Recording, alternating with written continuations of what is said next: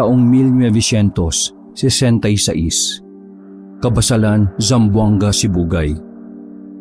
Noong mga panahong ito, bata pa lamang ako, ay iminulat na ako ng lolo kong antingero at albularyo sa larangan ng lihim na karunungan. Tawagin niyo na lang po ako kabanong sa palayo kong Erning Pusa. Ito ang bansag sa akin ng mga kaibigan ko sa kadahilan ng masyado raw akong maliksi kung kumilos at alisto sa lahat ng bagay. Gaya ng mga pusa, may abilidad daw akong maihahalin tulad rito, sabi ni Lolo Puroy. Tulad ng mga kakayahang makakita sa dilim, matalas sa pakiramdam at kung ano-ano pa.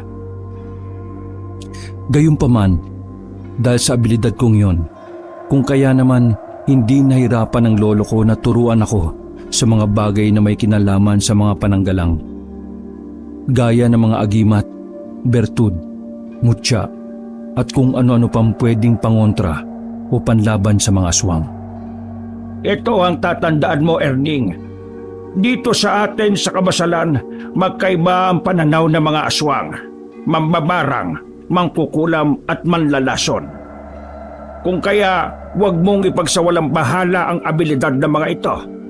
Sa katunayan, mabuti silang kaibigan, pero masama silang kaaway.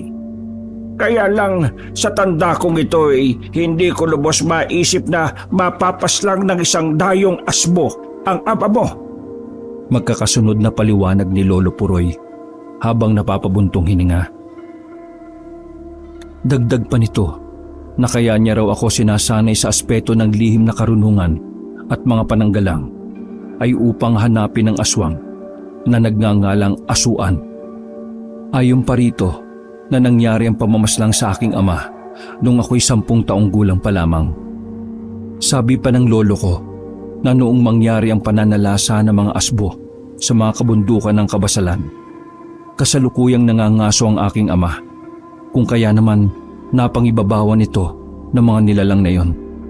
Dahil sa pangyayaring yon, naagaw ng mga ito ang mga mutyang tangan ng aking ama. Bago isapit sa isang puno ang bangkay nito ng mga asbo sa pamumuno ni Asuan, isang mambabarang rin ang nakasaksi sa pangyayaring yon. Bago ito nalaman ng lolo ko. Hindi naman masisisi ng Lolo Puroy ang kababayo naming mambabarang.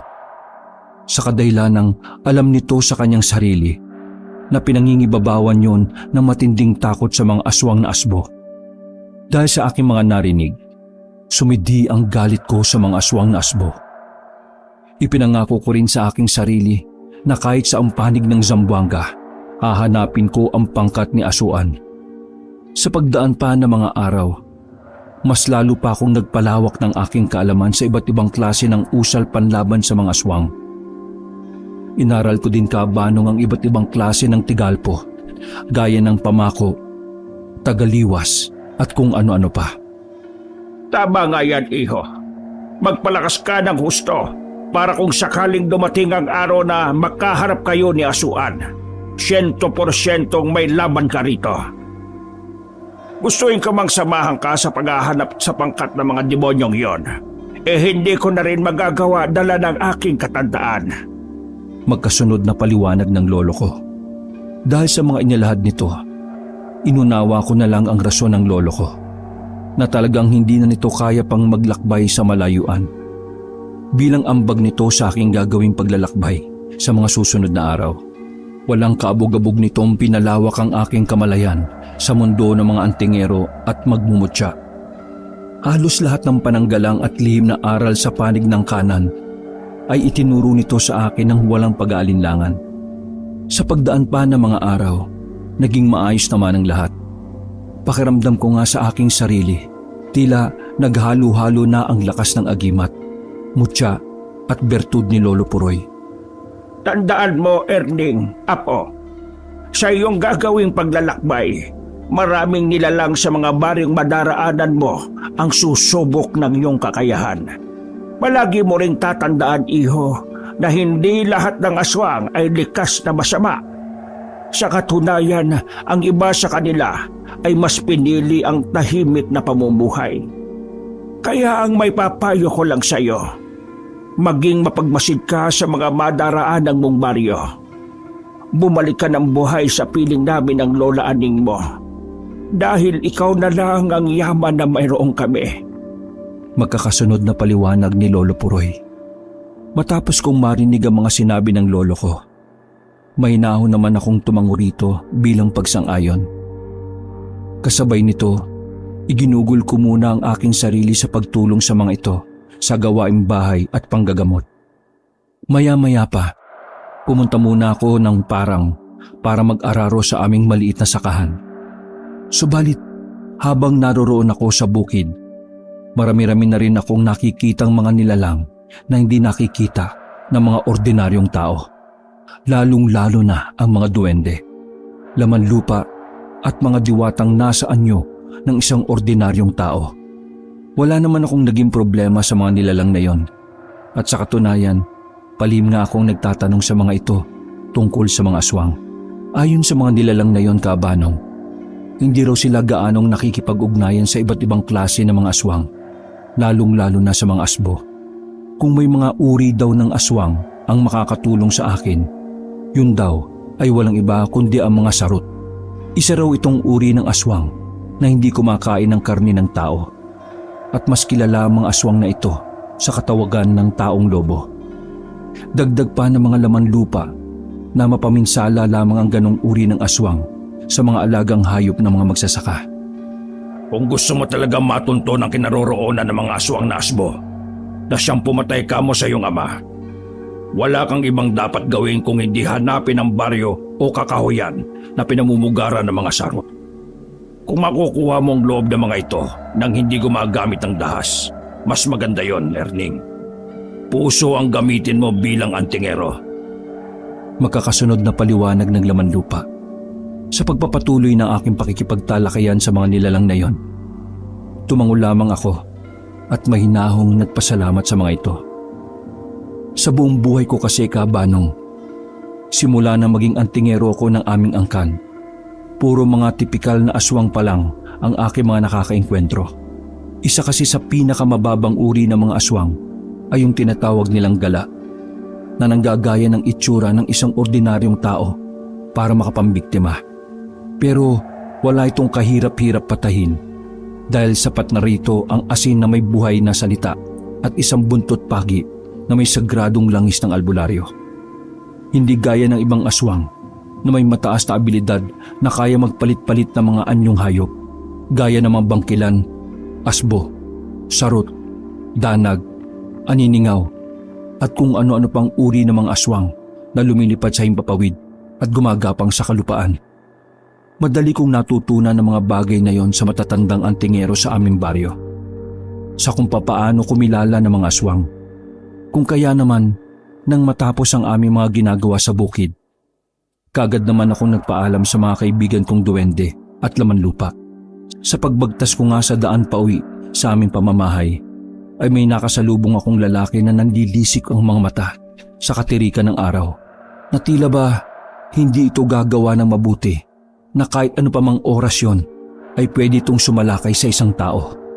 Kung kaya naman wala akong kaabog-abog na napababa sa sinasakyan kong kalabaw upang kumprontahin ang taong yon.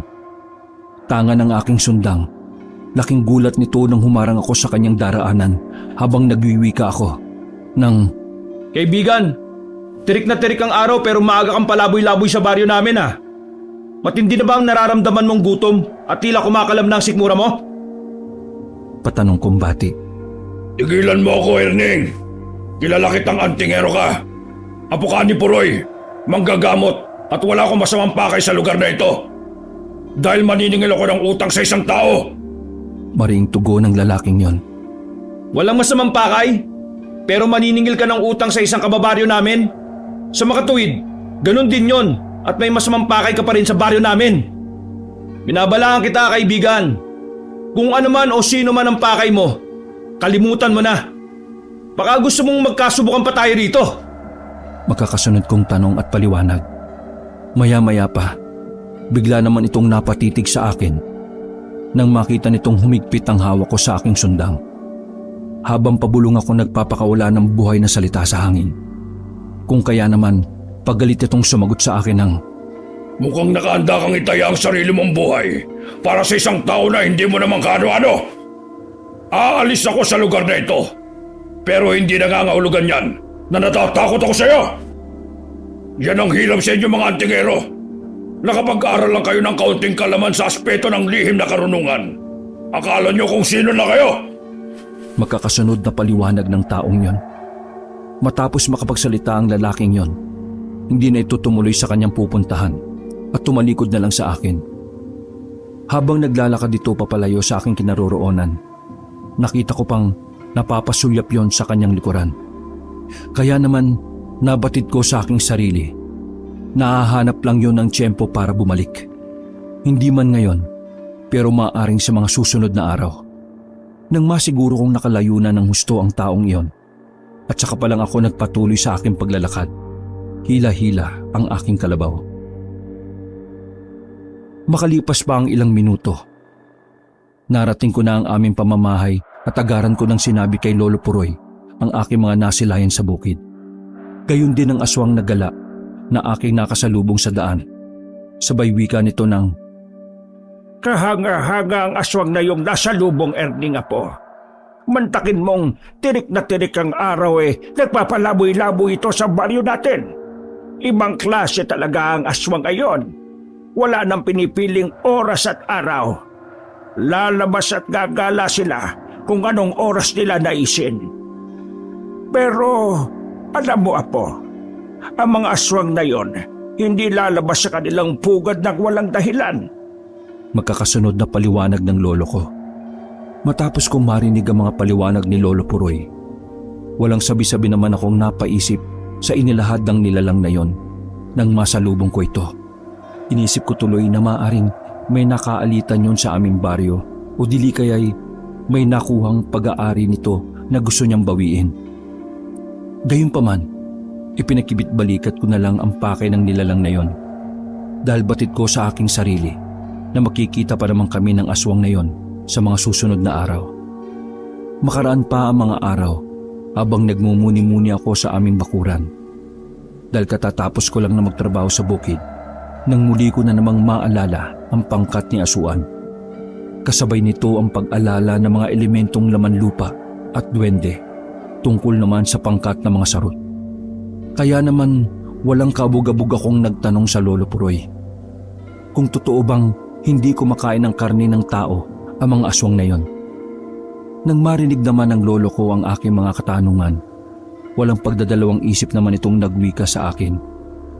Totoo ang sinasabi ng mga karangit na lamang lupa, Erning, na hindi mapanganib sa tao ang mga sarot. Sa katunayan, mapanganib lang ang mga ito sa alagang kalabaw, baka at kung ano-ano pang alagang hayop ng mga tao. Madali lang naman kausap ang mga ganong aswang kung mayroong kang pakay sa kanila. Alayan mo lang ang mga ito ng babwira mo makukuha mo na ang impormasyon na kailangan mo. Magkakasunod na paliwanag ng lolo ko. Hindi naglaon kabanong nang maipon sa aking isipan ang mga impormasyon na binigay ng karangit, duwende at ng lolo kong manggagamot. Inihanda ko na ang aking sarili sa gagawin kong paglalakbay. Pero bago yon, kailangan ko munang ayusin ang mga aswang na gala sa aming baryo. Isang araw, ewan ko ba kung ano ang nagtulak sa akin at bigla kong naisip ang mangaso sa paanan ng bundok malapit sa aming baryo. Habang binabagtas ko ang masukal na kakahuyan, nang bigla kong nakarinig ng hiyaw mula sa isang tao na humihingi ng saklolo. Kung kaya naman walang kaabog-abog kong sinundan ang tinig na yon. Hanggang sa masilayan ko ang isang mangangaso na sinasalakay ng isang nilalang. Sa maraang kong paglapit sa mga ito, nakita ko ang nilalang na nasalubong ko kumakailan lang na inaatake si Mang Turing. Kung kaya naman walang pagdadalawang isip ko itong sinaklolohan. Habang dinig na dinig ko ang pagsasalita ng aswang na mga katagang, Inayupa kang matanda ka. Ninakawan mo na kami ng kambing. Bumalik ka pa rito para muling mag-umit ang hindi mo naman pinaghirapan. Gigil na sambit ng aswang na yon. Kaya naman laking gulat ng nilalang na yon nang bigla kong sumagot habang akma nitong kikitlan ng buhay si Mang Turing na siya namang nagpahinto rito habang nagwiwika ako. Teka! Kilala ko yan, kaibigan! Pambihira! Uutasin mo yung tao dahil lang sa isang kambing? Pasigaw kong tanong. Oo, dapat lang utasin ang matandang ito, Erning. Salbahe ang matandang ito. Pati kaming mga aswang na nananahimik ay nilalamangan ng demonyong ito. Mariing tugo ng lalaking yon. Totoo bang sinabi niya, Mang Turing? Na ninakawan niyo sila ng alagang kambing? Diretsahan kong tanong sa pobreng matanda. Pasensya ka na, Erning, iho.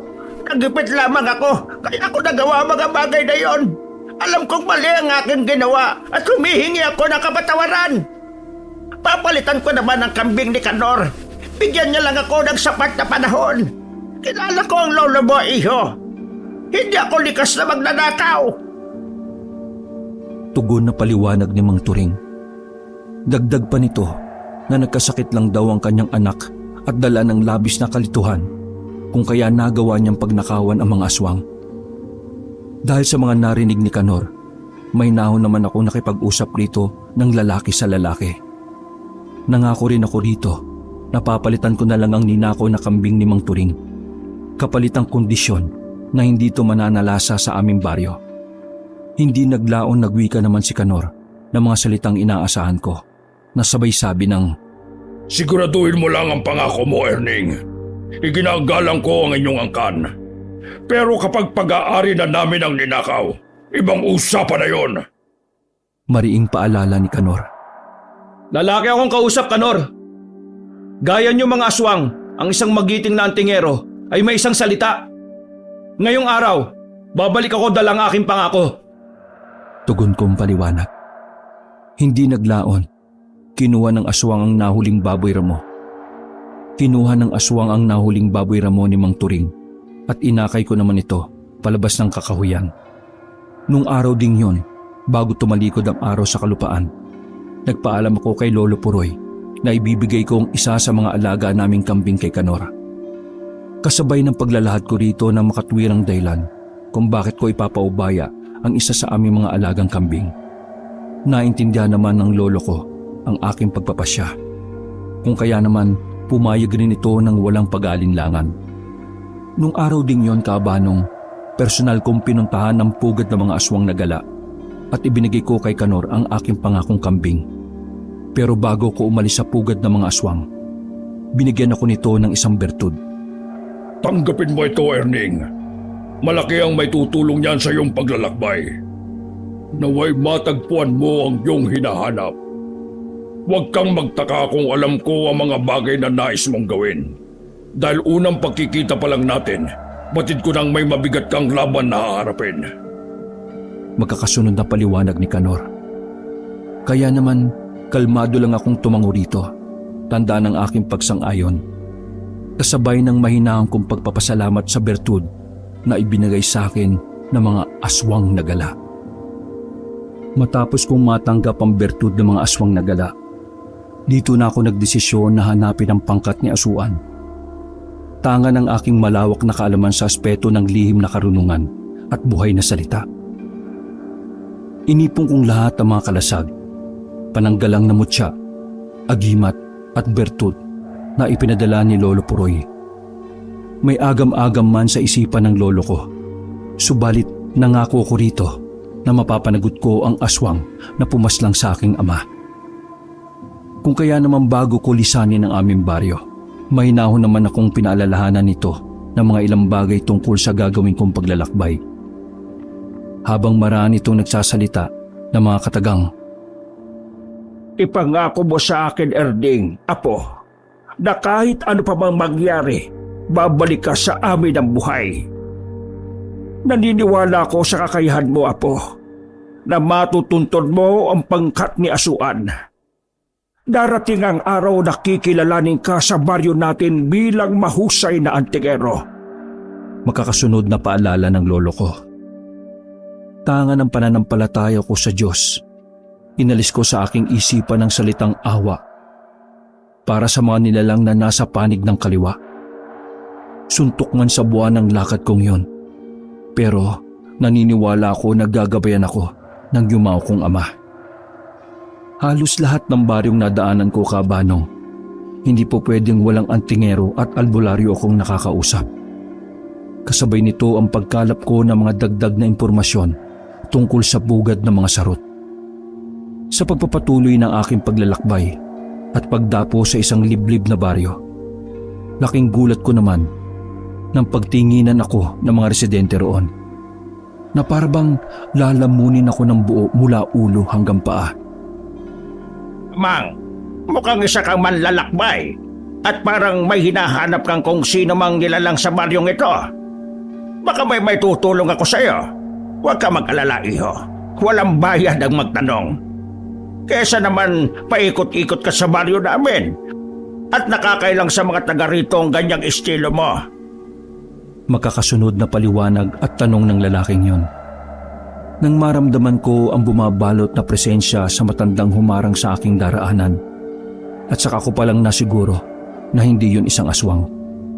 Kaya naman mahinahon akong sumagot rito nang walang paligoy-ligoy habang nagsasabi ng, "Manong, hindi naman ho ako masamang tao at wala rin ako masamang pakay sa baryong ito.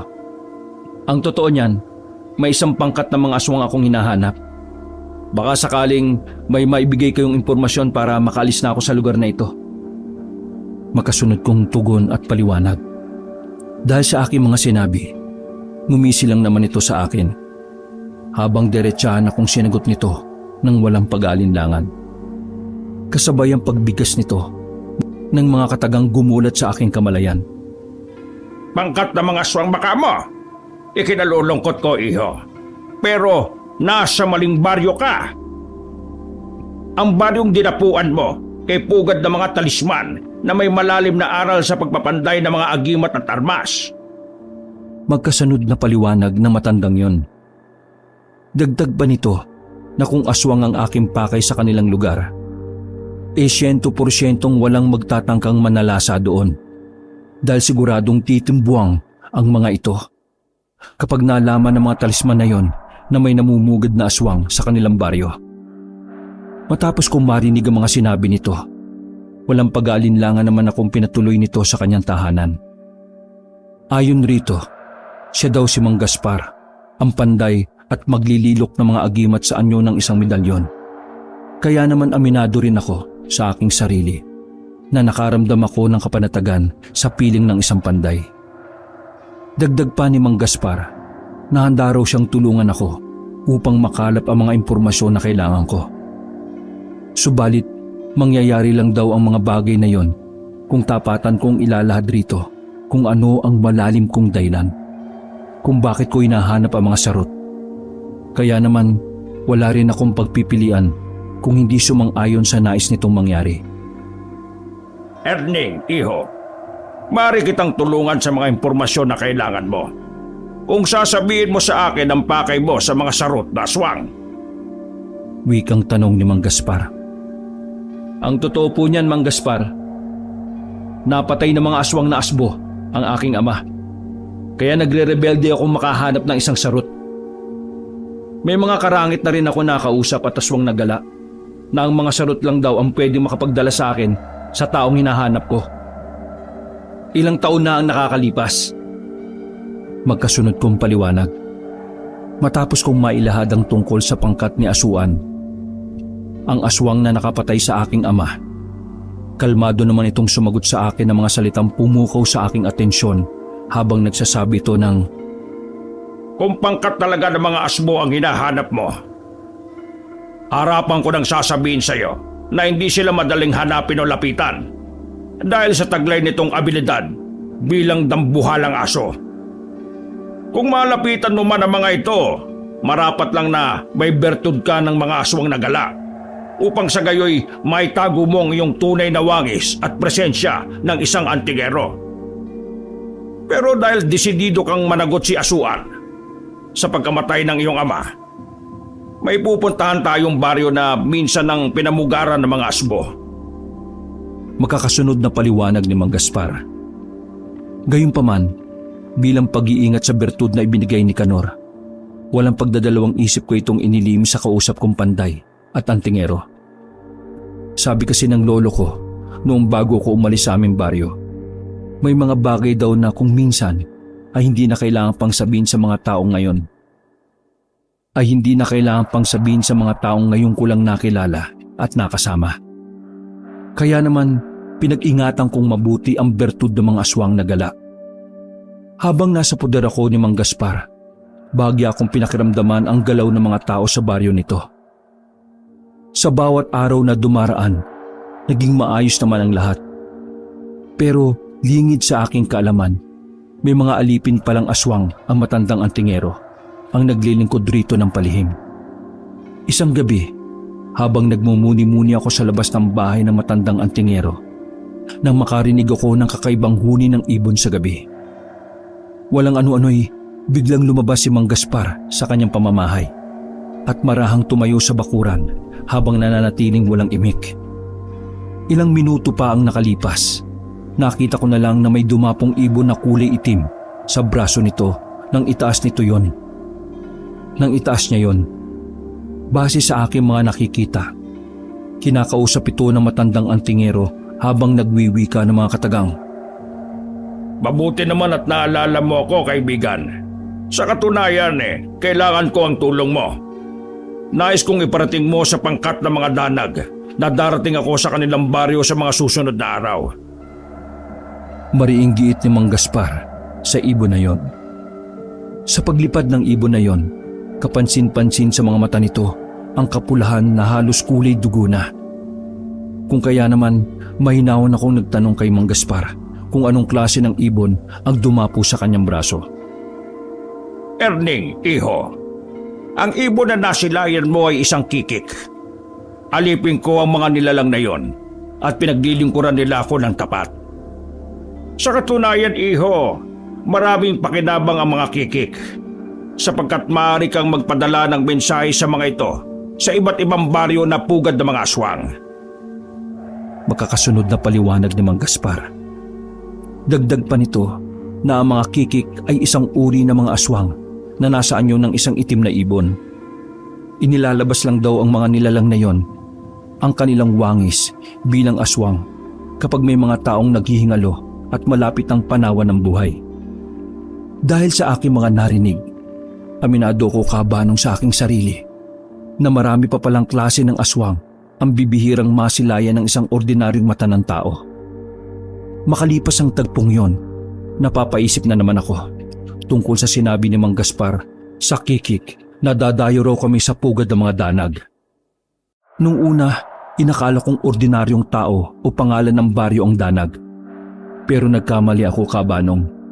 Dahil ang tinutukoy pala na matandang antingero ay hindi isang tao o ngalan ng baryo.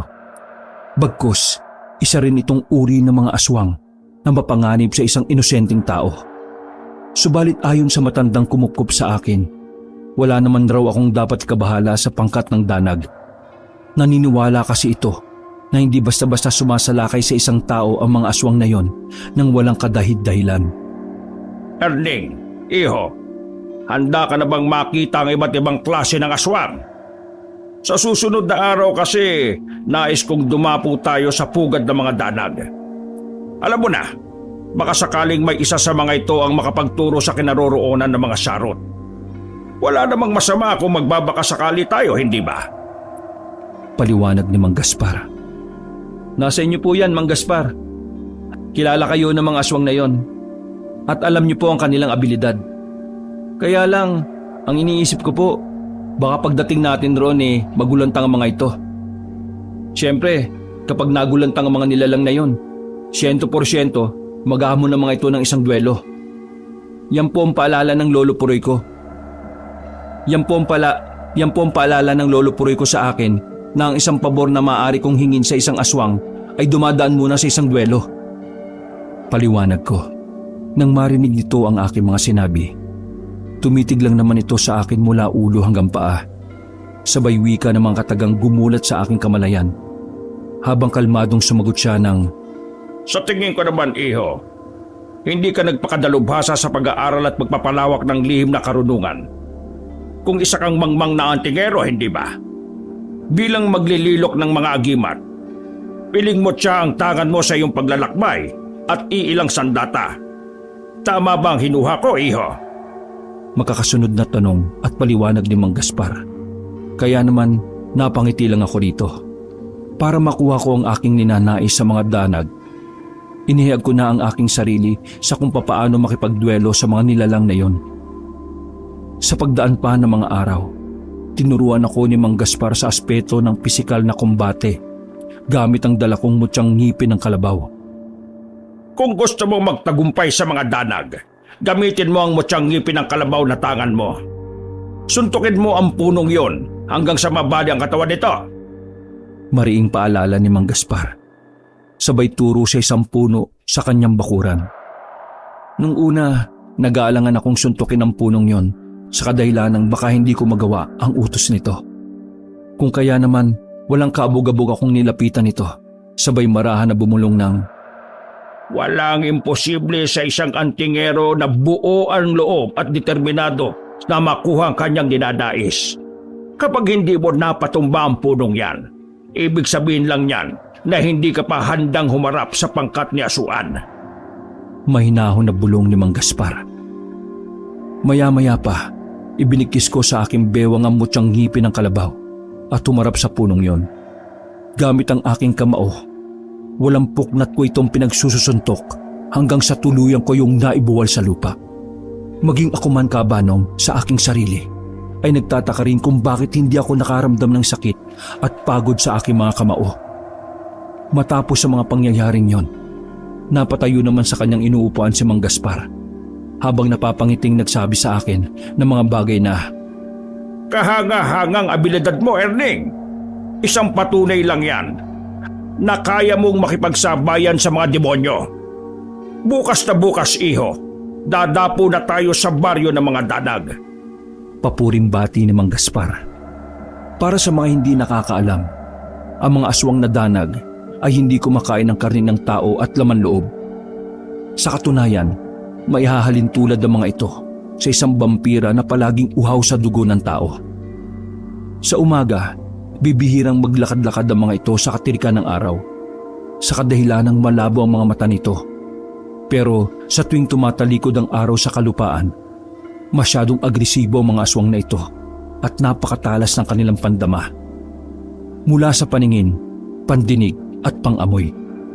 Kinabukasan, nang sumapit ang itinakdang araw ng pagdapo namin sa baryo ng mga danag, nagpasya si Mang Gaspar na takip silim na lang kami pupunta roon. Sa kadahilanang kung umaga kami darating doon, 100% raw na walang haharap sa amin. Sa puntong yon, Kabanong, sumang-ayon naman ako sa nais nito. Dahil alam ko sa aking sarili na si Mang Gaspar ang mas higit na nakakakilala sa mga aswang na yon. Sa paglipas pa ng mga oras, naghabilin to sa akin na kapag naroon na kami, manatili lang daw akong kalmado at pakiramdaman ang galaw ng mga nilalang na yon. Sa tuluyang pagtalikod ng araw sa kalupaan, binigtas na namin ang daan papunta sa baryo ng mga danag. Pagdating namin roon sa bukana ng baryo, pinagtitinginan kagad kami ng mga residente. Halos pailalim ang tingin ng mga ito habang pabulong na umaangin na parabang gustong sumalakay. Maya-maya pa, nang marating namin ang pinakasentro ng baryong yon, bumungad naman sa amin ang isang matandang lalaki na nanlilisik ang mga mata habang nagsasabi ng, Ano ang ginagawa rito ng isang panday na antigero? Hindi ba't may kasunduan na tayo, Gaspar, na bawal kang magsama ng tagalabas sa baryong ito? Tila binabaliwala mo na yata ang ating napagkasunduan at nagsama ka ba talaga ng isang bangitong antigero? Tama ba ko? Paliwanag na matandang yon. Magunos dili ka, Gido. Dahil alam mo sa iyong sarili na darating ako rito, wala akong masamang pakay sa baryong ito. Ang kailangan ko ay tulong. Pero kung gusto niyong subukan ng binatang ito, walang problema sa akin ang mga bagay na yon. Magkasunod na paliwanag ni Mang Gaspar. Ilang minuto pa ang lumipas, laking gulat ko na lang nang may magsalitang boses mula sa aking likuran. Habang pasigaw itong nagsasabi ng mga katagang gumulat sa aking bisyo. Kung kaya naman pumaling ako ng bahagya sa aking likuran. Inonong Gido, Napakayabang naman ang matandang yan. Nag-aral lang ng kaunting kaalaman sa aspeto ng lihim na karunungan akala mo kung sino na. Kung makapagsalita, akala mo siya na ang pinakamalakas na antingero sa buong Zamboanga. Magkakasunod na kutya at sambit ng lalaking yon. Nang mapagtanto kong palusob na ito kay Mang Gaspar, walang sabi-sabi ko itong sinalubong ng aking kamao. Kung kaya naman nang dumapo rito ang aking kamao, laking gulat ni Mang Guido nang tumilapon yon ng ilang metro at napabigkas ito ng... Malas ng kasama mong antingero, Gaspar. Tunay nga na wala kayong masamang pakay sa lugar na ito. Ikaw, iho, ano ang pangalan mo? At mukhang biyasa ka sa paggamit ng mutsang ngipin ng kalabaw. Batid mo ba na ang iyong sinuntok ay isa sa aking mga tapat na disipulo? Pero hindi na yun mahalaga. Hali kayo, Gaspar. Doon natin pag-usapan ng mga bagay-bagay na gusto niyong maalaman. Makakasunod na paliwanag ni Mang Guido. Hindi naglaon nang makapasok kami sa pamamahay nito. Tumambad sa akin ang malalaking garapon na puno ng dugo. Gayunpaman, hindi ko na lang ito binigyan pa ng pansin. Dahil ang mahalaga sa akin ay malaman ang pugad ng mga asbo at sarot. Sa gitna ng aming pag-uusap, mahinahon namang nakikinig si Mang Guido sa aking mga saloobin. Kung kaya naman, tinapik ako nito sa balikat habang nagsasabi ng... Alam mo, Erning, traidor talaga ang mga asbo. Sa katunayan, walang sinasanto ang mga ito.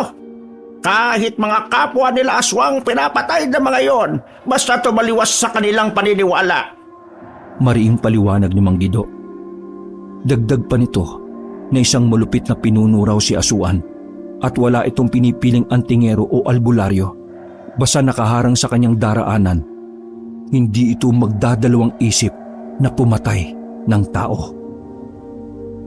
Matapos mailahad sa akin ni Mang Guido ang kalupitan ni Asuan, mahinaw nitong sinabi sa akin ang lahat ng kanyang nalalaman sa mga asbo, sa kung paano ko malalapitan ng mga aswang na yon sa kanilang kuta. Kung ako sa iyo, Erning, iho, suyurin mo muna ang mga baryo at hanapin mo ang pugad ng mga bangkilan. Ang mga bangkilan ay isa ring uri ng aswang na nasa anyo ng isang mabangis na baboy ramo. May hahalin tulad sila sa mga haribudon na sinusuyod ng mga kagubatan para manginain. Malaki ang ugnayan ng mga bangkilan at sarot. Kung makukuha mo ang tiwala at simpatya ng pinuno ng mga ito na nagngangalang Tonyo, mas maganda. Sa ngayon, kahinaan lang at abilidad ng mga asmo ang kaya kong ibahagi sa iyo bilang tulong sa pagpatay ng mga ito sa iyong ama. Magkakasunod na paliwanag ni Mang Guido. Sad pa ni Mang Gaspar sa akin na kahit papaano, hindi naman raw nasayang at napunta sa walang kabuluhang bagay ang pagdapo namin sa baryo ng mga danag. Tanggap ko rin naman sa aking sarili na yun lang ang tulong na may bibigay sa akin ng mga aswang na yon. Malaking bagay na rin para sa akin ang impormasyon na nakalap ko kesa naman sa wala.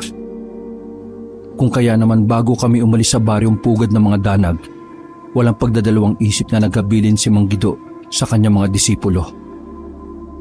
Paraanin niyo sila at hayaan niyong makalabas sila sa baryong ito! Mariing habilin ni Mang Guido. Subalit sa kalagitnaan ng aming paglalakad, isang danag ang humarang sa aming daraanan palabas ng baryong yon. Habang gigil na nagwiwika ito ng mga katagang gumulat sa aking kamalayan. Dahil sa ginawa mong pagsapak kay Omeng, nabasag ang panga nito at nabalian ng leeg. Kaya ayon, isa na siyang malamig na bangkay. Mariing giit ng lalaking yon. Umalis ka sa daraanan namin, demonyo ka. Dapat lang yun sa kaibigan mong hangal at mapangahas. Baka gusto mo isunod kita sa kanya. Seryoso kong tugon, sabay titig sa lalaking nasa harapan ko. Nang mapagtanto nitong hindi ako nagbibiro sa aking mga tinuran, marahan naman itong umatras at tumabi sa aming daraanan. Subalit sa pagtapat ko dito, pabulong naman itong nagwika sa aking tenga ng, Magkikita pa tayo sa labas ng baryong ito, dayong antingero, at ipaghihiganti ko ang aking kaibigan na pinatay mo. Mariing banta nito. Kapag natapos ko na ang aking misyon, aarapin kita hinayupa ka. Tugon kong hamon. Nang tuluyan na kami makalabas ni Mang Gaspar sa baryong yon, napansin kong pasado 8:00 na pala ng gabi. Habang napasulyap naman ito sa akin at napapailing sa sinabi ko sa aswang na yon. Ang ako sa iyo katapangan, iho. Tila wala ka ng takot kay kamatayan. Buong buo rin ang determinasyon mong pumatay ng aswang. Papuring sambit ni Mang Gaspar. Habang binabagtas namin ang daan, bigla naman itong napatanong sa akin ng ilang bagay tungkol sa mga bangkilan na sinabi ni Mang Guido. Habang mahinahon itong nagsasabi ng mga katagang hindi ko naman inaasahan, sabay wika ng, Erning, iho, sa paroroonan mo sa kuta ng mga bangkilan, maaring hindi na kita masamahan. Pero huwag ka mag-alala.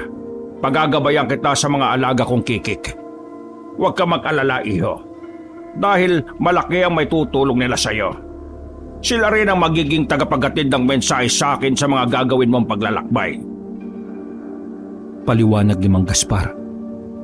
Sa puntong yon, tumango naman ako rito, tanda ng aking pagsang-ayon. Dagdag pa nito na sapat na raw ang aking kakayahan para pagbayarin ang nilalang na pumaslang sa aking ama. Sa pagdating namin sa pamamahay ni Mang Gaspar, napansin ko sa bubungan nito ang isang pangkat ng mga kikik. Base sa aking mga nakikita, tila may dalang mensahe ang mga ito para sa matandang antingero. Walang sabi-sabi, nang bigla na lang sumipol si Mang Gaspar at kasunod nito ang pagbaba ng mga kikik na yon sa lupa ng bakuran niya. Maya-maya pa, laking gulat ko na lang na magmula sa pagiging ibon, nagpalit anyo ang mga ito bilang mga aswang na nanlilisik ang mga mata. Dahil sa pangyayaring yon, tumitig lang naman ang mga ito sa akin. Nasa bilang ko ay nasa 6 na aswang. Hindi naman nagulat si Mang Gaspar sa ginawang yon ng mga nilalang, gawa ng disipulong alipin niya ang mga ito. Ano ang dala niyong mensahe para sa akin, mga kaibigan? Diretsang tanong ni Mang Gaspar. Subalit, bago sumagot ang isa sa mga ito, napansin na matandang antingero na napasulyap sa akin ng isang aswang, na tila may pag-aalinlangan ang mga nilalang na yun sa akin. Kung kaya naman, biglang nagwika si Mang Gaspar ng mga salitang nagpakalma rito.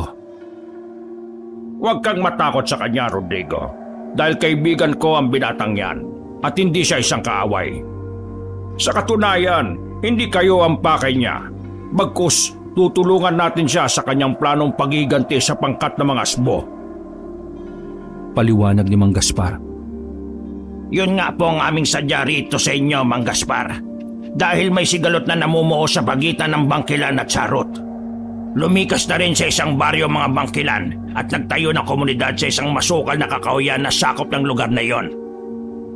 Kung pakay ng iyong panauhin ay ang tribo ng mga sarot, ngayon pa lang sasabihin ko sa inyo na hindi sila madaling malapitan. Paliwanag ni Rodrigo.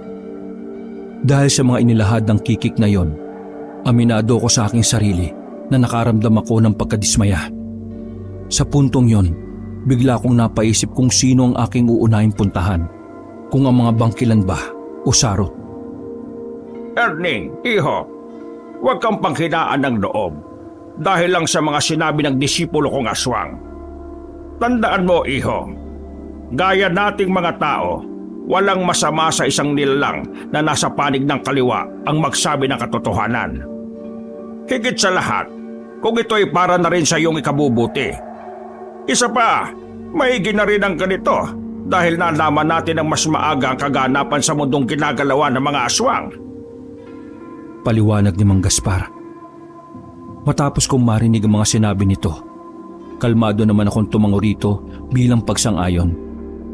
Sa puntong yon, matapos mailahad ng mga kikik ang kanilang mensahe sa matandang antingero, walang paligoy-ligoy na bumalik ang mga ito sa kanilang anyo at sabay-sabay nagliparan palayo sa amin. Sa paglipas ng magdamag, umusbong ang panibagong umaga para sa lahat na punong-puno ng pag-asa.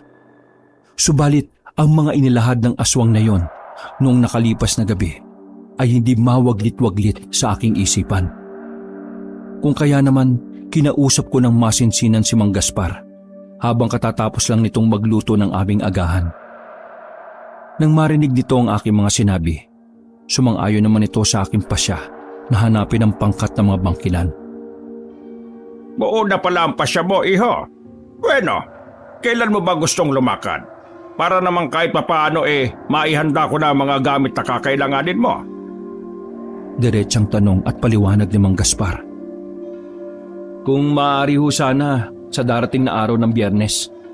Batid ko kasi na hindi madaling mahanap ang pangkat ni Mang Tonyo. Tugon kong paliwanag.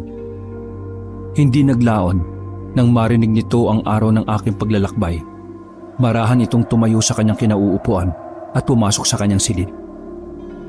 Makalipas pa ang ilang minuto, bitbit na nito ang isang maliit na lumang baul. Habang ako naman ay nanatiling walang imik. Halos wala rin akong kaide-ideya kung ano ang nilalaman ng baul na yon.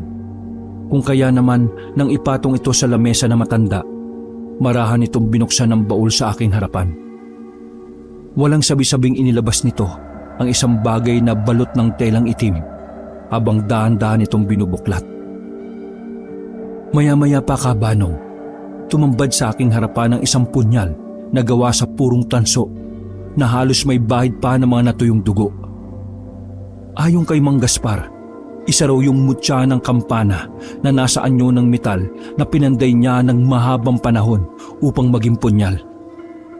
Dagdag pa nito sa akin na ang punyal na yon ang kanyang ginagamit noong kabataan niya sa pagpatay ng mga aswang. Yun rin daw ang dahilan kung bakit kinatatakutan siya ng mga kikit kapag nasa kamay niya ito. Nakikita mo ba ang punyal na ito, Erning? Marami-raming aswang na ang pinatay na ito noong kabataan ko. Gawa ito ng mutya ng kampana at nasumpungan ko ito nung ako'y nagsilbing sakristan sa isang lumang simbahan sa Bacolod. Ang sino mang aswang natatamaan ng talim nito 100% maaagnas. Ngayon, ipinagkakatiwala ko ito sa iyo bilang tanda ng ating pagkakaibigan. Huwag ka mag-alala, iho. Dahil sa iyong paroroonan, maraming nilalang sa kakahuyan ang gagabay at tutulong sa iyo. Basta magtiwala ka lang sa iyong sariling kakayahan. Paliwanag ni Mang Gaspar.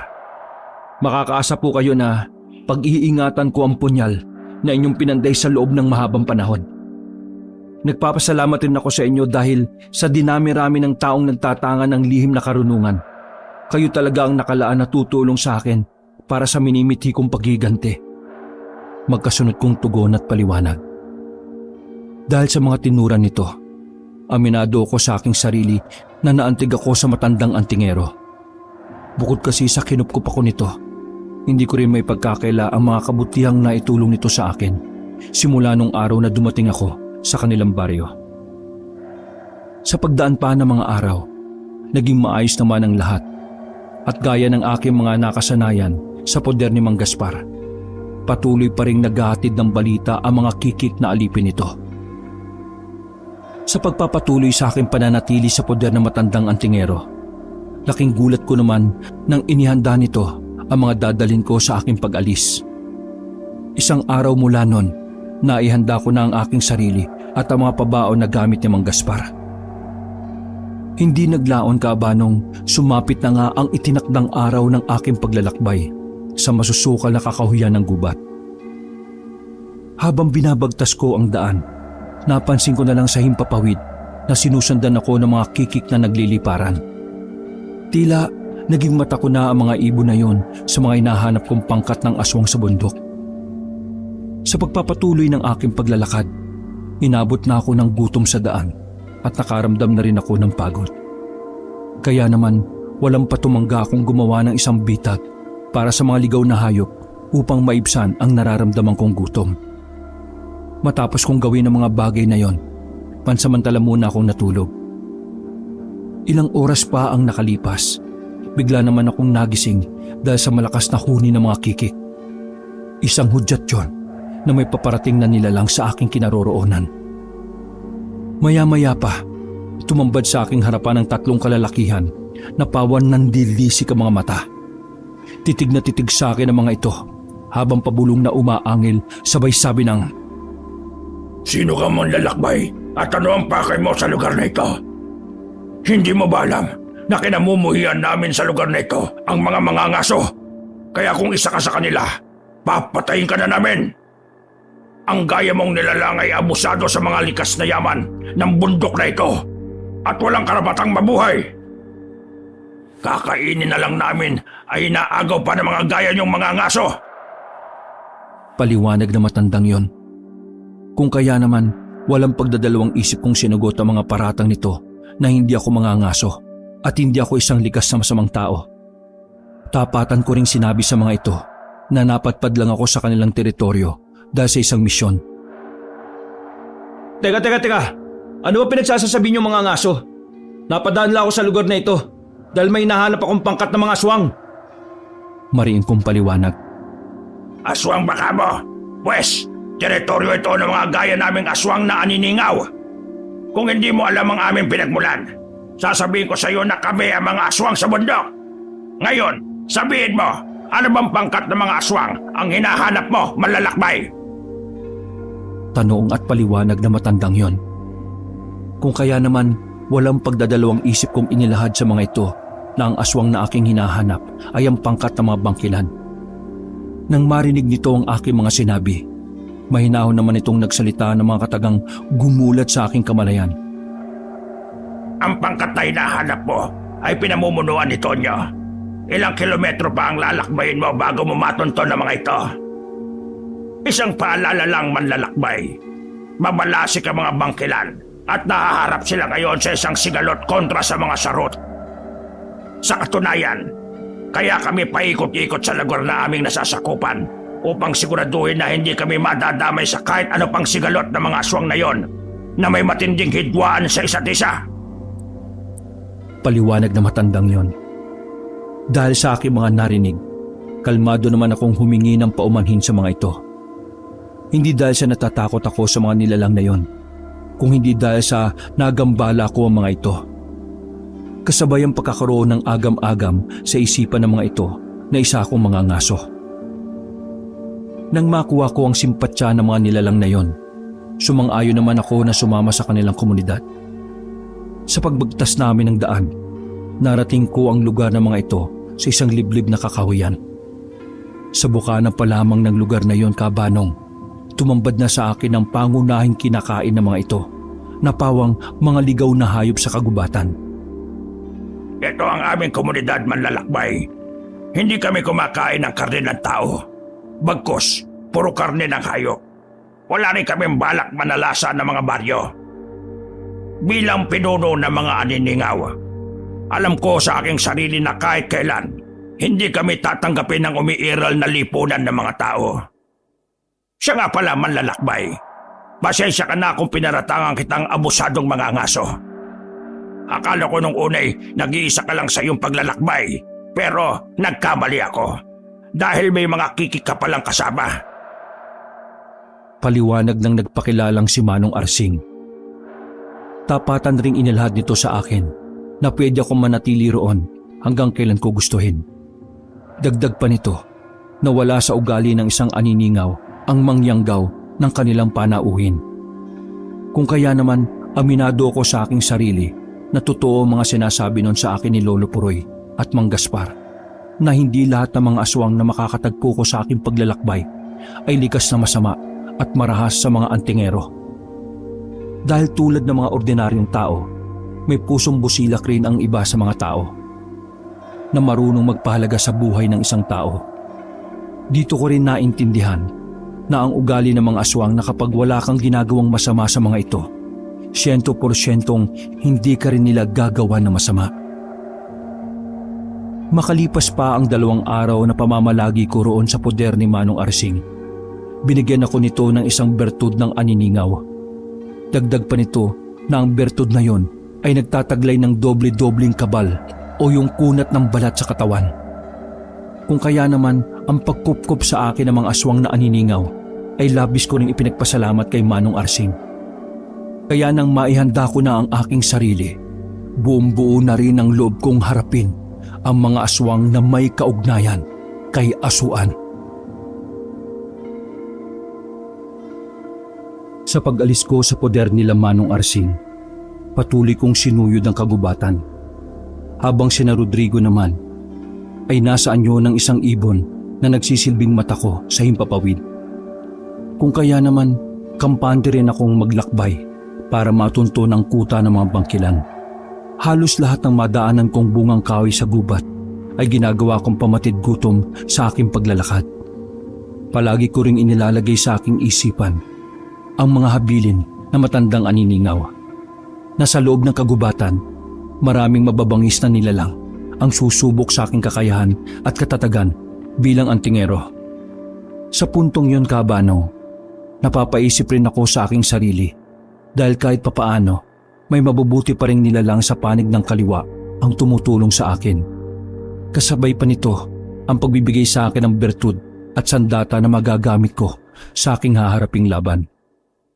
Sa pagpapatuloy ng aking paglalakbay patungo sa kuta ng mga bangkilan, may mga nadadaanan pa akong komunidad ng mga katutubo. Gayunpaman, nilalagpasan ko lang mga ito. Total, hindi naman sagabal ang mga ito sa aking daraanan. Hindi naglaon, nakaramdam ako ng matinding pagod. Kung kaya, napalingon ako sa aking likuran at dito ko napagtanto na medyo malayo-layo na pala ang nilakad ko. Dala ng pinaghalong gutom at pagod, bigla naman akong napasandal sa isang matayog na puno. Habang ang pangkat ni Rodrigo ay nakadapo sa mga puno at tila nagmamasid sa buong paligid. Ilang minuto pa ang nakalipas, hindi ko na malaya na nakatulog na pala ako. Naalimpungatan na lang ako nang maramdaman kong may mga yabag na papunta sa aking direksyon. Maya-maya pa, humuni ng humuni ang mga kikik na tila ba nararamdaman ng mga ito ang mga paparating na nilalang. Sa puntong yon, Kabanong, marahang kong hinugot sa aking tagiliran ang punyal na pabaon ni Mang Gaspar.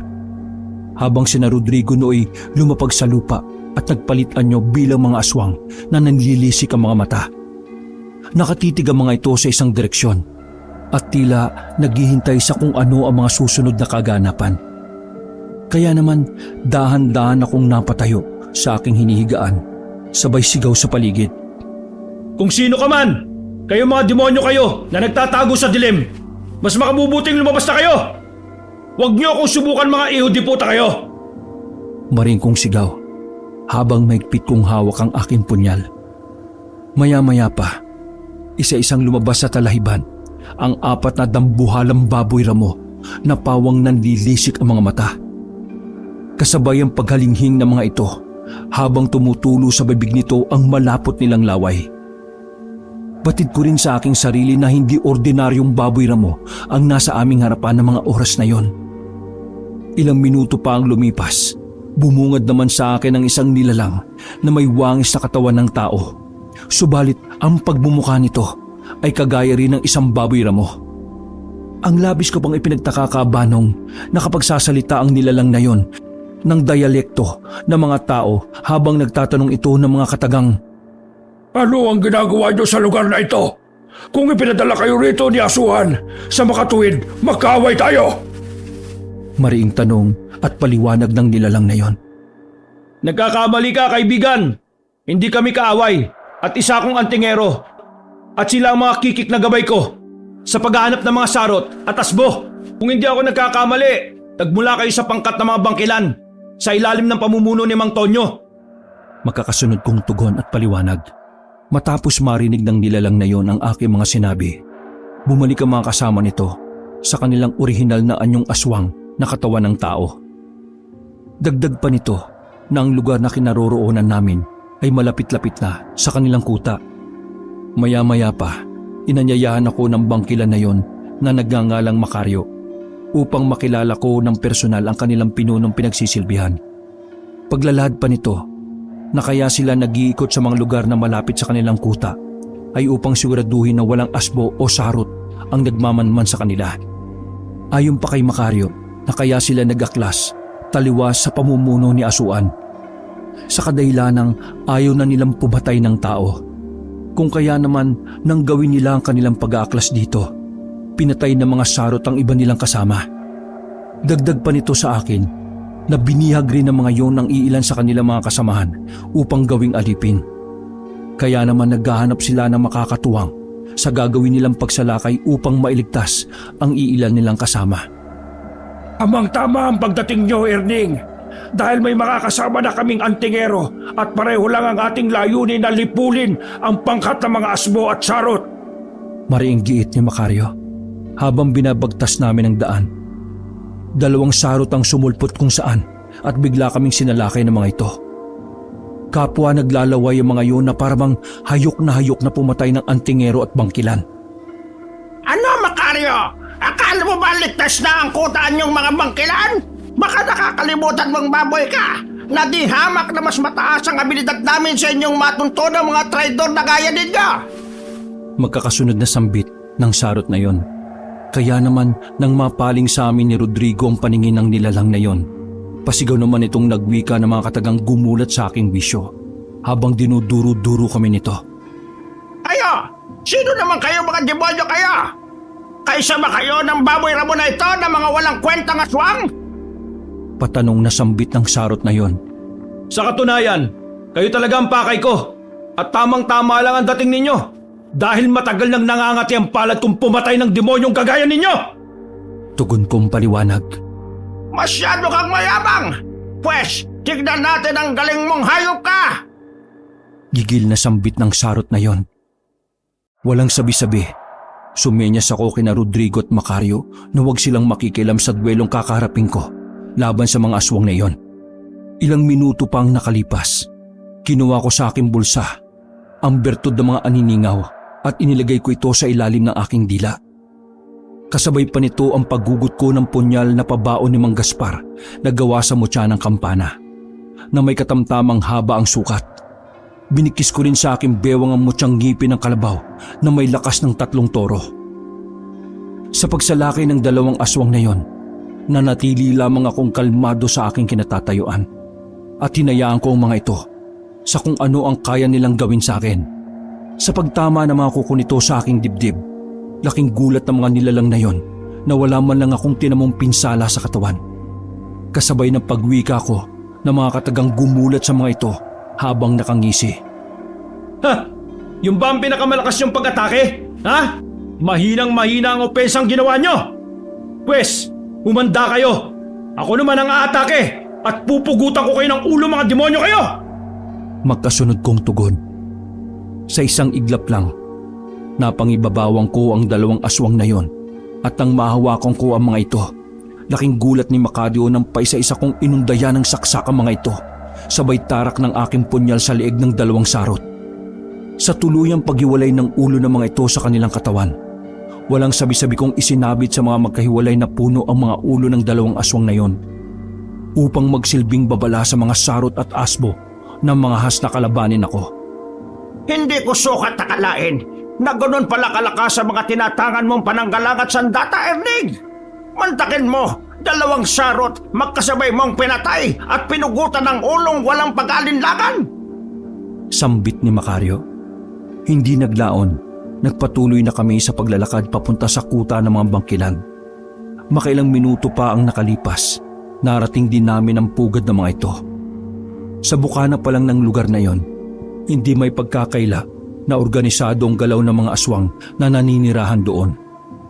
Subalit ang labis na nakaagaw ng pansin sa akin, ang isang nilalang na nakagapo sa puno, habang hinahagupit ito ng isang matipunong lalaki ng latigong puno ng tinik ang dulo at pahiyaw yung umaatungal sa sakit.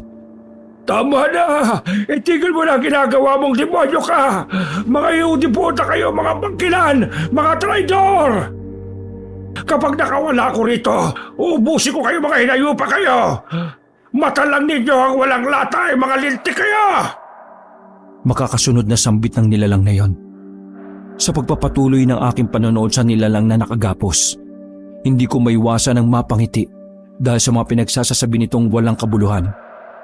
Nawala ang konsentrasyon ko sa nilalang na yon nang may magsalitang boses mula sa aking likuran.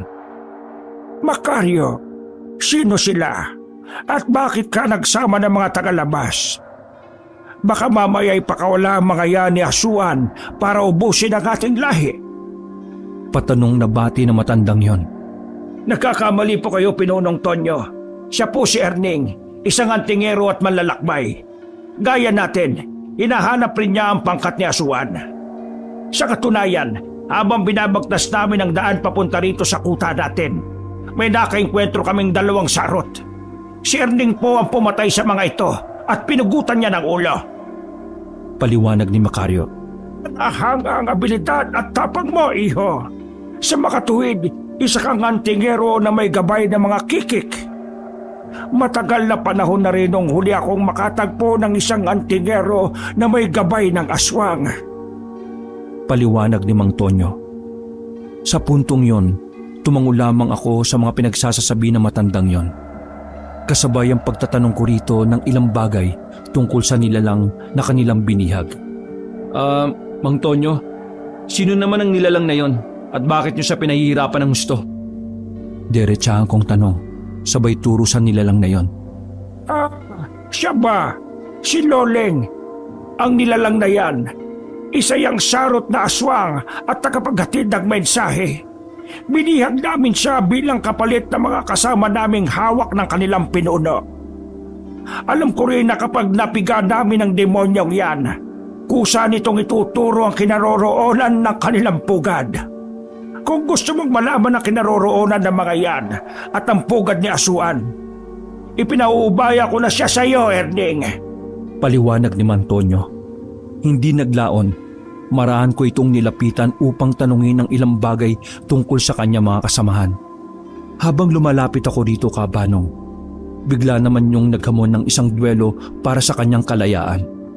Ayon rito, kapag tinalo niya raw ako sa isang duelo, hahayaan na namin siyang makawala at makabalik sa kanyang kasamahan. Ngunit lingid sa kaalaman nito na ang pagsang-ayon kong yon ay isang huwad lamang. Maya-maya pa, laking gulat nila Mang Tonyo nang putulin ko ang baging na nakagapos sa kamay at paa nito. Kung kaya naman napasigaw ang matandang bangkilan ng mga katagang. Magsikalat kayo at walang makikialam sa inyo sa laban na inyong matutunghayan. Ang duelong ito ay sa pagitan lang nila Loleng at Erning. Antingero kontra sa isang demonyong sarot. Paalala at utos ni Mang Tonyo. Yan ang gusto kong duelo. Parehas. Masyado kang kumpiyansa sa laban natin ito, Antingero. Kapag napatay kita, dadaling ko ang ulo mo kay Asuan at magiging alipin ko ang aswang na naririto. Magkakasunod na sambit at banta ni Loleng habang humahagalpak ng tawa. Nang tuluyan na itong makawala sa kanyang pagkakagapos, napansin ko na lang na nasa matatayog na puno na ang grupo ng mga kikik. Tila nagmamasid ang mga ito at naghihintay sa mga susunod na mangyayari. Maya-maya pa, bigla namang ipinakita ni Loleng ang anyo nito bilang sarot na aswang. Kasabay ang pag-alulong nito na bumasag sa katahimikan ng buong paligid. Gaya noong una, inilagay ko sa ilalim ng aking dila ang bertud ng mga aniningaw bilang proteksyon sa aking katawan. Ganon din ang mutya ng ngipin ng kalabaw na nasa aking bewang. Sunod-sunod ang ginawang pagsalakay ni Loleng habang atras abante ito. Nang mapagtanto nitong hindi umuubra ang kanyang mga atake, walang kabog-abog naman itong nagwika ng, Napakakunat ang balat mong, Antingero ka. Anong klase kang talisman hindot ka? Inis na sambit ni Loleng. Gamitin mo ang lahat ng nalalaman mo sa pisikal na kumbate. Buksan mo ikatlong mata mo para makita mong bertud at mutyang nasa katawan ko. Mariing kong tugon. Gayunpaman, pinilit pa rin ito na mapatumba ko sa aking kinatatayuan. Subalit bigo ito sa kanyang ninanais.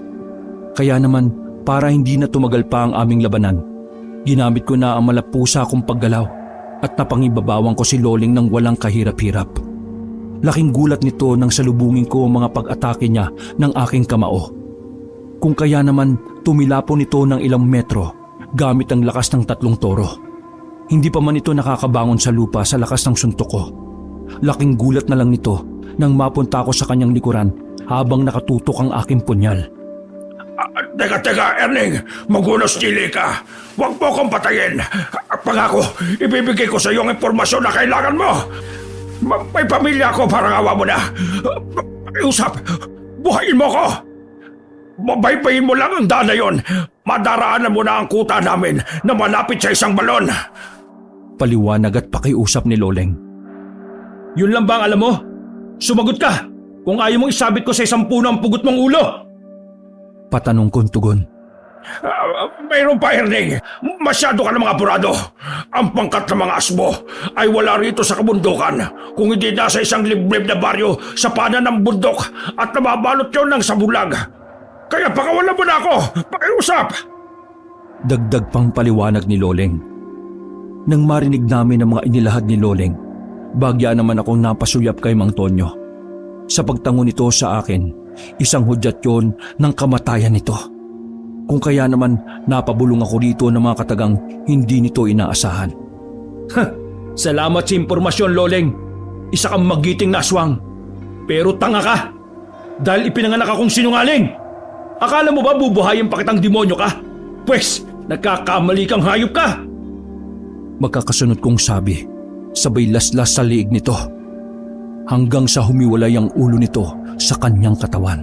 Matapos ang insidenteng yon, inutos ni Mang Tonyo na ilibing ang bangkay ni Loleng at isabit sa puno ang pugot na ulo nito.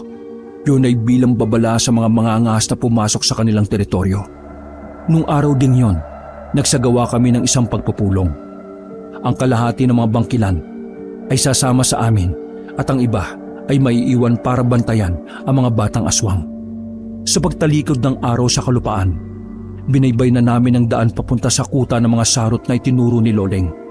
Tangan ng aking mga piningmutya at bertud ng iba't ibang klaseng aswang. Kumpiyansa ako na malapit ko nang matunton ang baryong pinamumugaran ni Asuan.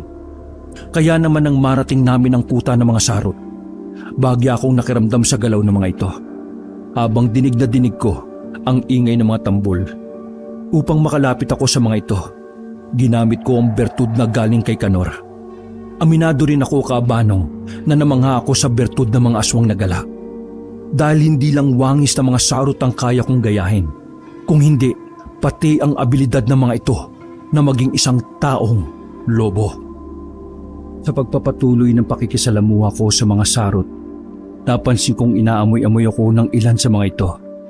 Na tila ba pinagdududahan ng aking itsura, kasabay ang pagtatanong ng mga iyon na mga katagang gumulat sa aking bisyo. Tila yata ngayon ka lang namin nakita dito, kaibigan. Sabihin mo, saan lupalop ka nang galing at sino mga ninuno mo? Diretsa ang tanong ng matandang sarot. Galing ako sa liblib na baryo ng Kabasalan at pinsan ko si Loleng. Palusot kong tugon habang kalmado kong nakatingin sa mata ng matandang yon. Si Loleng baka mo? Alam mo bang natagpuan ng isa nating kasama ang pugot na ulo nito na nakasabit sa isang puno? Ang hinala ko, isang antingero ang kumitil sa buhay ng pinsan mo. O dili kaya'y pangkat ng mga traidor na bangkilan. Ang mga iyo di putang aswang na yon, tumiliwas sa aking pamamalakad at ayaw nang pumatay ng tao. Akala yata ng mga demonyong yun tatanggapin sila sa langit kapag itinigil nila ang pagkatay ng mga taong mahihina. Pwes, kung gusto nilang mabawi ang iilan nilang kalay sa ilalim ng aking kapangyarihan, pagsilbihan muna nila si Pinunong Asuan. Paliwanag na matandang yon na nagngangalang Aboy. Sa puntong yon, naging organisado ang aking mga galaw at hindi ako nagpapadala sa bugso ng aking damdamin. Upang sa gayoy, hindi maramdaman ni Mang Aboy ang aking pagbabalat kayo. Makalipas pa ang ilang minuto, umikot ang aking mga mata at ramdam ko sa aking sarili na nasa sanga ng mga puno ang pangkat ni Rodrigo. Alam ko rin na inaalalayan ako ng mga ito sa kung ano man ang maaaring mangyari. Gayon din ang pangkat ng mga bangkilan na nakakubli sa mga talahiban at naghihintay ng aking hudyat para sa pagsalakay. Subalit, ang mas nakaagaw ng aking pansin ay ang isang kural ng baboy ramo. Patid ko rin sa aking sarili na hindi yun mga ordinaryong baboy. Lalo pa nga, sa pilitan itong pinakakain ng tipak-tipak na karne ng tao. Tingnan mo ang mga lecheng yan. Pinapakain namin sila ng karne ng tao para sa magaganap na patayan ng mga aswang. Maring sambit ni Mang Aboy. Kasabay ang malademonyong paghalakhak nito. Habang ako naman nooy nananatiling walang imik at patuloy lang sa pagmamatsid sa gagawin ng mga ito sa kanilang bihag. Sa paglalim pa ng gabi, nag-ingay ulit ang mga tambol, tanda ng pag-uumpisa na ng patayan ng mga aswang. Maya-maya pa, nakita kong inilabas sa koral ang dalawang bangkilan habang pilit na pinaglalaban ng mga ito. Sa hindi kalayuan naman, nakakita rin ako ng mga batang bangkilan na hinahagupit ng latigong may tinik habang umaatungal ang mga yon sa hindi maipaliwanag na sakit. Nang makakuha ko ng pagkakataon, binalikan ko muna ang aking punyal kung saan ko ito ibinaon. Kaya naman nang mapasa kamay kong muli ang punyal ni Mang Gaspar, buo na ang aking desisyon na ubusin ang mga sarot.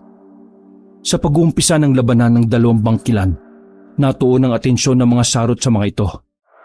Kung kaya, ginamit ko na rin ang pagkakataon na yon para silaban ng ilang kubo sa paligid gamit ang mga sulo. Isa yung hudyat ng aming pagsalakay. Makalipas pa ang ilang minuto, naramdaman ko ang pagyanig ng lupa. Kasabay nito ang pagragasa ng mga dambuhalang baboy ramo. Sa himpapawid naman, halos sinakpan ng mga kikik ang liwanag ng buwan at sabay-sabay itong bumulusok pababa. Habang nagkakagulo ang lahat, walang hambas kong inundayan ng saksak ang mga sarot na umaharang sa aking daraanan. Kaya naman nang muli kaming magharap ni Mang Aboy, nanlisik ang mga mata nito, sabay wika ng, Demonyo ka! Isa ka palang huwad na sarot! Mahusay ang ginawa mong pagbabalat kayo! Sabihin mo, Antingero, saan galing ang ginamit mong bertud at nalinlang mo kami? tanong at paliwanag ni Mang Aboy. Habang maraan akong sumasagot rito ng mga katagang gumulat sa wisyo nito. Ngayon ko lang napagtanto na pisikal na lakas lang ang meron ng mga sarot. Pero sa aspeto ng mga bertud at mutya, 100% mangmang ka, Mang Aboy. Maring kong tugon at paliwanag. Nang may magtangkang sumalakay sa akin ng patraydor, walang puknat ko itong inundayan ng saksak sa iba't ibang bahagi ng katawan. Kitang-kita ni Mang Aboy kung papaano yung madaling naaagnas habang naghihingalo. Kaya naman napatras sa matandang aswang at hindi makapaniwala sa kanyang nakita. Tingnan mo, Mang Aboy. Ganito ang mangyayari sa mga demonyo kagaya mo. Maagdas ka ng buhay. Maring kong tugon at banta. Habang sina Rodrigo naman ay walang habas na kinakain ng mata ng mga bangkay na sarot. Hindi naglaon, nabawi nila Mang Tonyo ang iilan sa kanilang mga kalahi at pinabalik ang mga ito sa kanilang kuta. Maya-maya pa, iginapos namin si Mang Aboy sa isang puno. Habang ang kubo ng mga ito ay unti-unting nilalamon ng naglalagablab na apoy. Paglapit ni Mang Tonyo sa aking kinatatayuan, bigla naman itong nagwika ng hindi ko inaasahan. Salamat sa tulong, Erning. Ngayon nabawi na namin ang aming mga kalahi. Hayaan mo kaming tulungan ka para sa hustisyang hinahanap mo. Itinaya mo ang buhay mo para sa amin kahit hindi tayo magkaano-ano. Ngayon, itataya ko rin ang buhay ko para sa iyo. Kahanga-hangang pananggalang sa anyo ng mga bertud at mutyang tinatakan mo, iho. Isang walang kasukat na kapangyarihan ang taglay nito. Gayon din ang iyong sandata na gawa sa mutya ng kampana ng isang panday na Antingero. Malayo pang mararating mo, iho, bilang talisman at marami ka pang matutulungan na tao. Paliwanag ni Mang Tonyo. Makalipas pa ang ilang minuto, napagdesisyonan ng mga bangkilan na pagpirapirasuhin ang katawan ni Mang Aboy at dalhin sa liblib na baryo kung saan namumungad si Asuan.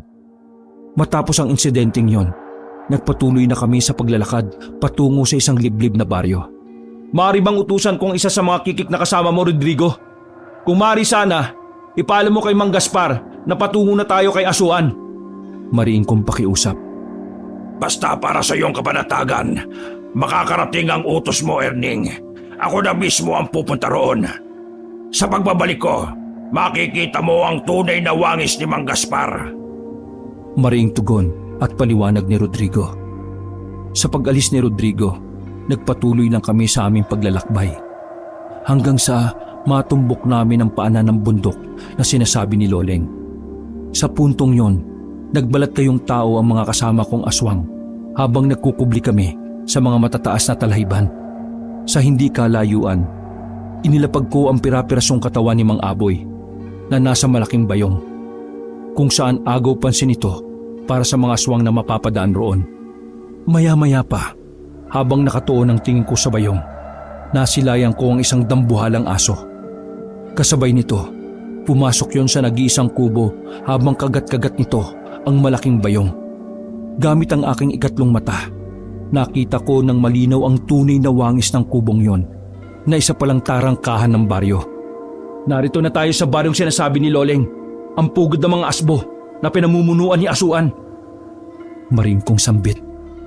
Sa puntong yon, napaisip naman ako kung papaano babasagin ang puder na nagsisilbing proteksyon ng baryong yon. Kung kaya naman, ginamit ko ang usal na itinuro ni Lolo Puroy at Mang Gaspar kung papaano basagin ang sabulag at puder ng isang asbo. Sa pagpapatuloy ng ginagawa kong pagpapakawala ng mga buhay na kataga, laking gulat ko nang matakpan ng liwanag ng buwan mula sa kalangitan. Sa pagtingala ko sa himpapawid, isang dambuhalang nilalang ang paikot-ikot roon. Halos natatakpan nito ang sinag na nagmumula sa buwan. Sa marahang pagbaba nito sa lupa, laking gulat ko na lang nang magpalit ito ng anyong tao. Kasabay ng pagsasalita nito ng mga katagang gumulat sa aking kamalayan. Lumabas na kayo riyan, Erning, iho. Narito na ako para tumulong sa inyo. Mariing sambit ng nilalang na yon. Mang Gaspar, isa rin ho kayong aswang? Paano nangyari yun? Patanong kong bati. Matagal na, iho. Isa talaga akong panday na antingero na may dugo ng isang kikik at ungo. Sa katunayan, ginagamit ko lang ang abilidad kong ito sa mga taong karapat dapat tulungan kagaya mo. Siya nga pala, nabasag mo na ba ang poder ng baryo ni Asuan? Makakasunod na tanong at paliwanag ni Mang Gaspar. Dagdag pa nito, magiging madali ang laban naming yon kontra sa mga asbo. Kaya naman wala nang dahilan para panghinaan pa ako ng loob. Maya-maya pa, sabay-sabay na kaming lumapit sa kubong nakita ko. Kasabay nito ang pagsambit ni Mang Gaspar ng isang inkantasyon. Ilang minuto lang ang dumaan kabanong, nabasag nito ang puder at sabulag ng mga asbo. Kaya naman napahinto ang mga nilalang na yon sa ginagawa nilang pagdiriwang. Sa paglapit ng isang asbo, mariin naman itong nagwika ng mga katagang gumulat sa aking kamalayan. Akalain mo nga naman, may mga panauhin pala kaming antingero at mga hangal na aswang. Sabihin niyo, ano ang pakay niyo rito at mukhang maling baryo ang inyong inapakan? Patanong na bati ng matandang yon. Sa puntong yon, marahan naman akong sumagot rito ng patanong kung siya ba ang hinahanap kong nilalang na matagal ko nang gustong mapatay. Manong, mawalang galang nga po. Ikaw ba si Asuan? Kung hindi ikaw ang aswang na hinahanap ko, maaari bang paraanin mo kami? Diretsahan kong tanong. Subalit, imbis na sumagot ang matandang yon, ngumisi lamang ito sa akin na parang demonyo at nanlisik ang mga mata. Sabay turo sa isang direksyon at nanatiling nakaharang sa daraanan namin. Kung kaya naman, nang mapansin kong napakuyumang palad nito, alam ko sa aking sarili na aatake yun sa akin. Kaya walang sabi-sabi ko itong binato ng tigalpo. Sa pagsubasob nito sa lupa, napatras naman ang ibang asbo. Kaya naging alisto mga kasama kong aswang. Magaling ang ginawa mo kay Kaambo, antingero. Pero hindi ako nasisindak sa mga usal mong walang kwenta. Ako nga pala si Asuan, ang hinahanap mo. Pero nakakalungkot lang dahil nasa maling baryo ka, antingero. At dito na kayo mamamatay, mga iho di puta kayong lahat. Ang lupang inaapakan nyo ay teritoryo ko. Patayin silang lahat at wala kayong ititirang buhay kahit sino sa mga yan. Magkakasunod na sambit at utos ni Asuan. Sa isang kisap mata lang, nagkagulo ang lahat ng aswang laban sa aswang. Bangkilan at kikik kontra sa mga asbo. Kahit saang lupalop ako mapatingin, walang puknat na nakikipagpatayan ng mga kasama kong aswang. Gamit ang aking mga pananggalang, walang habas kaming nagsagupaan ni Asuan. Kasabay nun, ipinaalala ko rito ang antingerong pinatay niya sa kabundukan ng Kabasalan. May isang dekada na ang nakakalipas. Akala ko isang matandang hukluban na makakaharap ko sa duelo. Pero nagkamali ako dahil ang Asuan na kaharap ko ngayon ay isang matipunong binata. Mariing kong paliwanag. Marami ang namamatay sa maling akala, antingero. Gaya ng ama mong pinatay ko. Sayang, magaling sanang talisman, pero mangmang sa ibang bagay. Salamat sa iyong ama dahil napanatili ko ang aking kabataan dahil sa tinatangan niyang bertud na puyo ng dagat. Makakasunod na paliwanag at pangungutya ni Asuan. Tandaan mo, Asuan, sa isang taong nagigante, wala itong pinipiling lugar. Basta kung saan tayo mag-abot, doon kita ibubuwal. Kukunin ko rin sa katawan mo ang bertud na ninakaw mo sa aking ama. Dahil pag-aari yan ng aming angkan. Dugot pawis ang pinuhunan ng mga ninuno ko dyan. Tugon ko at banta. Gayunpaman, gumisi lang naman si Asuan, kasabay ng sunod-sunod nitong pagsalakay. Makalipas pa ang ilang minuto, pinagsama-sama ko sa aking katawan ang bertud ng aniningaw, aswang na gala at mutyang ngipin ng kalabaw. Nang mapagtanto ni Asuan na dihado na siya sa laban, nagtangka na itong tumakas. Ngunit sa kasamaang palad, naharang ito ng mga kikik at bangkilan. Habang kinakaladkad naman ito ni Mang Gaspar papalapit sa akin, patuloy pa rin itong nagpupumiglas. Hindi ko alam kung ano ang lakas na pumapalob sa aking sistema at nagawa kong itaas si Asuan habang hawak ito sa kanyang ulo. Sa marahan kong pagbunot ng aking punyal, binulungan ko pa ito ng mga katagang. Hindi ba't sinabi ko sa iyo kanina, anuman ang mangyari, kukunin ko ang bertud sa katawan mo para ibalik sa aming angkan. Alam mo bang wala kang kwentang pinuno dahil wala kang pagpapahalaga sa mga kapwa mo, Aswang? Kaya ang dapat sa tulad mo, pinapatay para hindi pamarisan ng iba. Makakasunod kong paliwanag. Matapos kong masabi ang aking nais, kasabay nito ang pagtarak ko ng punyal sa sikmura ni Asuan. Hanggang sa tuluyang lumawa ang bituka nito. Pakiramdam ko nga ng mga oras na yon ay isa na rin akong aswang na halangang kaluluwa. Hindi naglaon, nakuha ko na sa katawan nito ang bertud ng aming angkan sa anyo ng isang batong puti na may nakaukit na parang puyo. Ayon kay Mang Gaspar, ang puyo ng dagat ay may kakayahang kontrolin ang takbo ng panahon. Dagdag pa nito na ang bertud ng aming angkan ay bibihirang masumpungan ng isang antingero o magbumutya. Isa raw itong may tuturing na bertud na kayang tumawag ng dilubyo para manalasa sa isang baryo ng mga aswang. Matapos naming matalo ang pangkat ng mga asbo at mabawi ang bertud ng aking ama, sinunog namin ang kuta ng mga ito upang hindi na pamugaran pa ng ibang aswang. Sa puntong yon, Kabanong, isa-isa kong pinasalamatan ang bawat pangkat ng mga aswang na tumulong sa akin bilang pagrespeto sa mga ito. Bago ko lisanin ang kuta nila Mang Tonyo, binigyan ako nito ng isang bertud na maaari ko magamit sa panggagamot. Nagpasalamat rin ako kina Rodrigo at Mang Gaspar sa laki ng naitulong nito sa aking paglalakbay para mabigyan ng hustisya ang pagkamatay ng aking ama. Gayunpaman, tuluyan ang ipinagkatiwala sa akin ng antingerong pantay ang kanyang punyal na gawa sa mutya ng kampana. Itago mo ang punyal na yan, Erning. Magagamit mo pa yan sa mga susunod mong pakikipaglaban. Palagi kang mag-iingat, iho.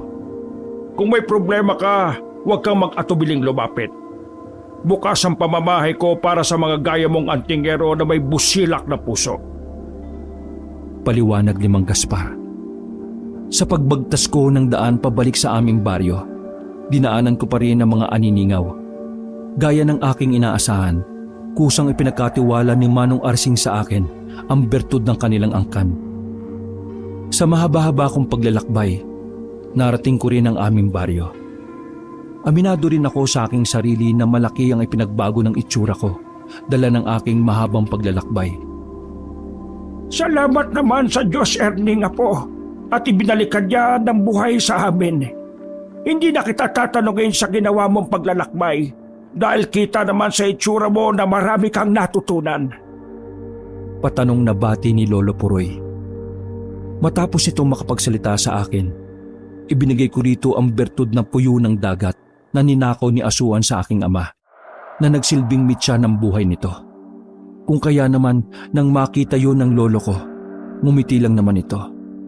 Alam niya sa kanyang sarili na nagtagumpay ako sa aking paglalakbay at nabigyan ko pa ng katarungan ang pagkamatay ng aking ama. Pero habang nabubuhay ako, Kabanong, Hinding-hindi ko makakalimutan ang mga salitang binitiwan ni Asuan sa akin na nasa maling baryo ka. Wakas,